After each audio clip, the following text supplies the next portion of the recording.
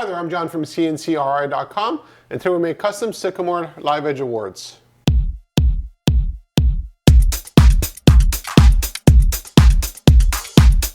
We do a lot of custom woodworking here at the shop, from live edge to dimensional lumber. And in this case here, it's actually live edge Sycamore. Sycamore is a hardwood that cuts really well here in the shop. It's just a sort of soft hardwood. It's very nice with machinery. It doesn't chip as much as, let's say, red oak and that kind of stuff.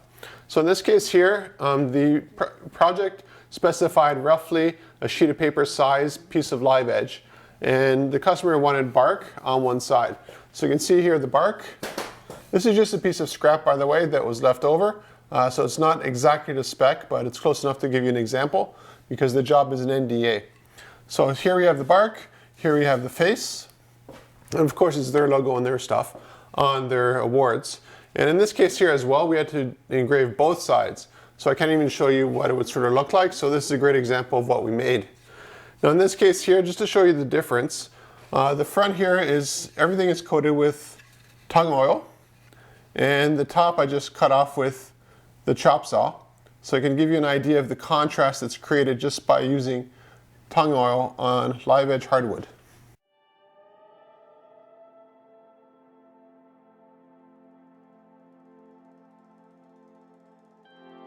Now, the nice thing about live edge wood is that it looks fantastic.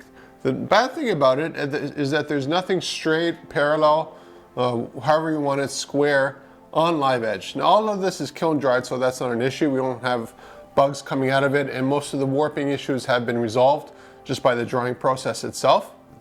So what I'm using is a scale saw here to cut out roughly the size of an A4 sheet of paper. So what you put into your printer is roughly the size of this award. Now the customer, generally whenever we do live edge work, they don't really care about the live edge having bark. Now in this case here specifically, the customer said, well, we want the bark. That's a little bit of a challenge because the bark is something that will always sort of peel or come off over time. And also during the kiln drying process, it comes off, and just generally handling it, it'll come off as well. So here you can see a really nice piece of bark. And that's what I was hoping for most of the awards. And some of them had this and some of them didn't. And again, I told the customer, you know, bark is a really hard thing to maintain when it comes to this kind of work specifically. So we'll try our best to get the bark on the award, but there's no guarantees. Now here you can see the bark was looking really rough. Again, the bark is not something you generally want to keep or maintain whenever you do live edge work. So I had one side that was bad and the other side was actually pretty good. So it's basically what side is the best when it comes to cutting.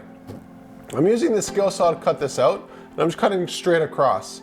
And the reason for that is because the skill saw is really good at cutting stuff where you can sort of handle it with yourself, with your hands.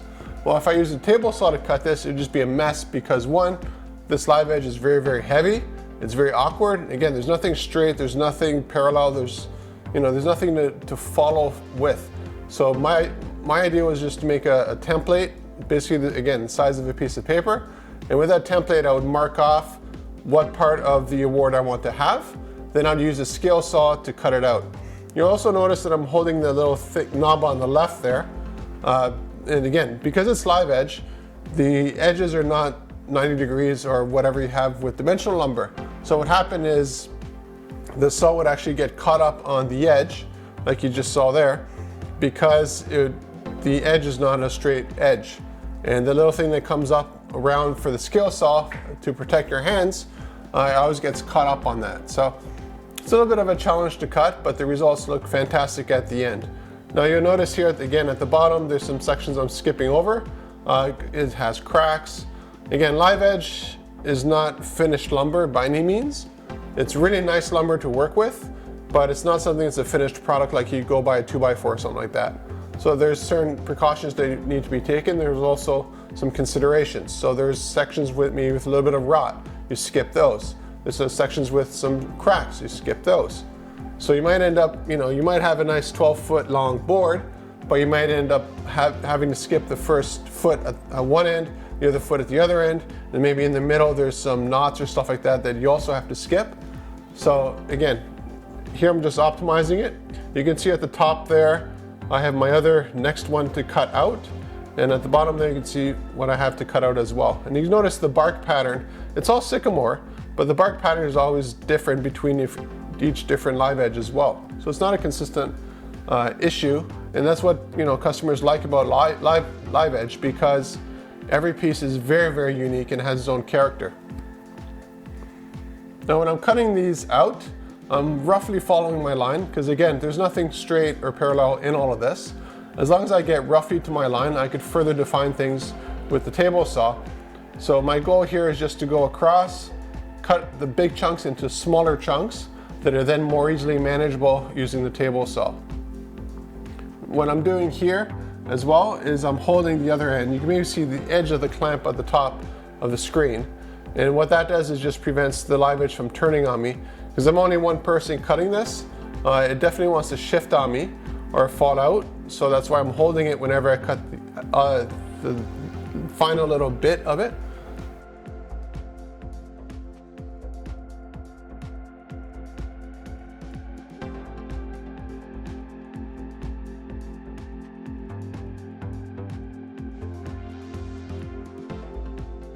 So after cutting everything to size, roughly speaking, the one challenge with hardwood, especially when it's live edge, is that there's nothing straight anywhere. So you sort of have to gauge roughly what size you want things to be done.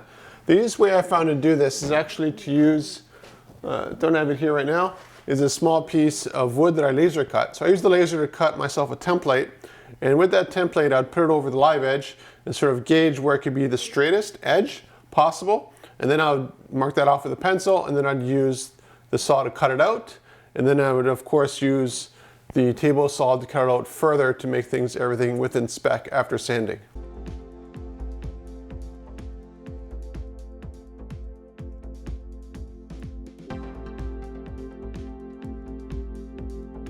What I really like about Sycamore is that it is a hardwood, but it's really soft on machinery. It just cuts fantastically, unlike red oak or any of the other kind of species that we work with here in the shop. So as you can see here, I'm just defining things. All of my lines are made from the original template that I made when I cut it out at the live edge. So what I'm doing here is just cleaning up all the edges using the table saw. It's a lot faster than sanding everything down. And you'll notice the lines, so I have to do everything basically by eye. Sometimes you see me going back and forth a couple of times. That's just because I noticed that I get a little bit closer to the line to get more closer to the customer spec that they had in mind for this kind of work. Now something I'm sort of anal about is making sure I always have that guard there. I have an uncle chopped off his thumb using a radio alarm saw, and I always remembered that growing up because he was a great woodworker, but he never had a thumb. So from lessons learned from him, basically whenever I do anything table saw related, especially, I'm always very much aware of where my hands are. And the blade guard is a pain to deal with, especially when you're trying to follow a line, but that pain is little compared to losing a finger or thumb. And this table saw, you notice how easily it cuts this hardwood. A finger or thumb is absolutely nothing. It won't even skip a beat at cutting that. So again, as you can see here, I cut across, and now I'm cutting down. On a few of these, I was lucky enough that the board was actually wide enough so I could cut two boards at once, which was great. But generally it was just one. And that kind of worked out too, because a lot of time one of the edges looked really rough and you didn't want to have to use that one at all for actual production or for the customer. Here you can see that the edge of the live edge looks fantastic, and I wish they all looked like that. But as you've noticed, there's some variance, like right here basically, where it's a little bit drier. I guess it's facing a different section of different area of the sun or in the forest or however you should have a different bark characteristic. It can also be the same tree, and it just happens to be that way. Now the table saw is a nice tool to be cutting these out. What the problem with the scale saw is, because it's live edge, it's not totally flat and parallel. So when you're cutting, you might end up creating a curve on one of the edges. Now the nice thing about the table saw is it's a 90-degree blade all the time. But it's 90 degree based on the bottom of the board, which isn't necessarily, again, totally flat. So you're always creating little curves here and there, but there's less of a curve with the table saw than there is with the hand holding of the scale saw. So after this is done, I have to sand all the edges so that all the curves are nice and gone. because then you have a 90-degree angle thanks to the saw, thanks to the sanding after you cut them all out.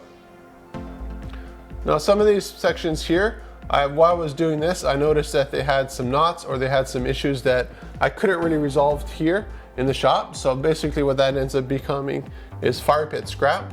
There's not much else to do with these kind of things. I've been thinking about making maybe a live edge table where it's a whole bunch of scrap live edges using resin. But again, it's just a lot of extra work that really doesn't really make much sense. This wood is fantastic. It produces a really nice result for the customer for their corporate awards, and that's basically where it's left. And after that, it becomes heating and enjoyment for the people here in the shop.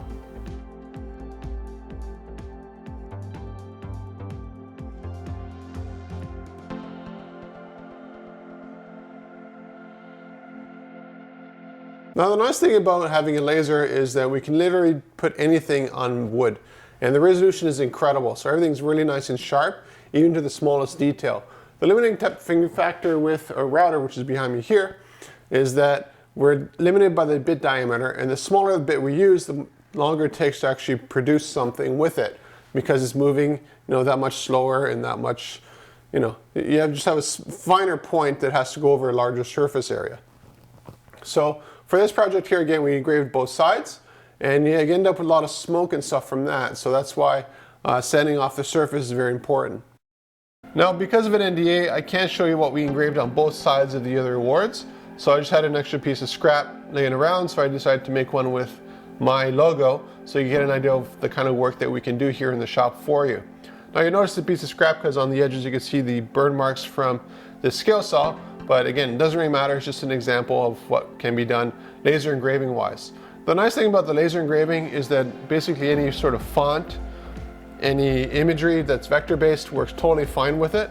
As we're not cutting all the way through, we don't have to worry about supporting material, so like the inside of O's and P's and that kind of stuff. And the nice thing about laser engraving wood specifically is that the contrast is just charcoal. So there's no ink or dyes involved that can peel or come off over time.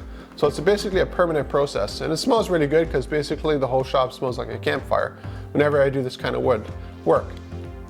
Now with the laser engraving itself, there is definitely some smoke created, but again, it's just charcoal that you're creating for the contrast. So whenever it comes to finishing it afterwards, you're just finishing the charcoal and the wood on it.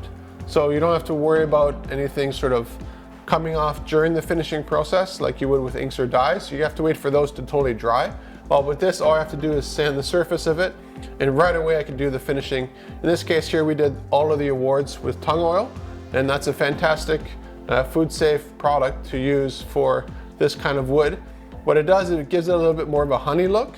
So it goes basically from a whitish sycamore to more like a brownish sycamore. And it gives a little bit more gloss to it as well. So it's a nice finishing aspect of it. It also protects it from the environment. So let's say you go from a very high humidity area to a very low humidity area. You'll notice a lot of people with large tables that are made from live edge will actually crack because of the humidity across the whole thing. Now with something this small, which is basically again the size of a sheet of paper, we don't have to worry really about any cracking or warping and that kind of stuff. It's just too small of a scale, but adding the tung oil does protect the surface of it. And then the other nice thing about this kind of stuff is that let's say 30 years down the line, it's starting to look a little bit rough. It was facing the sun or what have you for many years, so the wood is starting to look aged. What you can do is basically just sand everything and then refinish it, and you have a brand new award. The reason why we went with Sycamore for this project here, originally we were actually thinking about doing it in pine. Sycamore is a hardwood, pine is a softwood. So if you're giving it an award, you want it to have a nice weight or gravitas to it, and that's definitely what the Sycamore did. I'm very happy we ended up going with the pine because the pine would have just been too lightweight. And this, for this customer specifically, this is only part of the award. They're going to be doing other aspects of the finishing and other aspects of holding it onto something else. So we're just producing like the top piece for them, and they're doing everything else in their shop. So you can see some of the awards behind me here. They're just finishing up the drying process with tung oil. They actually were drying up in another room, and I brought them here just to show you for the video. So when it comes to live edge, we can literally make something out of any wood species you want. So if you want this out of, let's say, red oak, you want it out of maple, you want it out of pine, you want it out of, you know, pick your wood. We can make them for your custom spec to any size, any shape, and any design profile you want. Even if you want something that's multi-layered, we can also do that for you here in the shop. So for example, let's say you have a front that's this, and a front that's clear polycarbonate or bulletproof glass, or acrylic, or you know, any sort of option you can think of. We can also cut the steel, so if you wanted a base that was made out of stainless steel, we can do that for you too. So if you want any of that kind of stuff, contact me at CNCKing.com. We'll make it for you and ship it right to your door.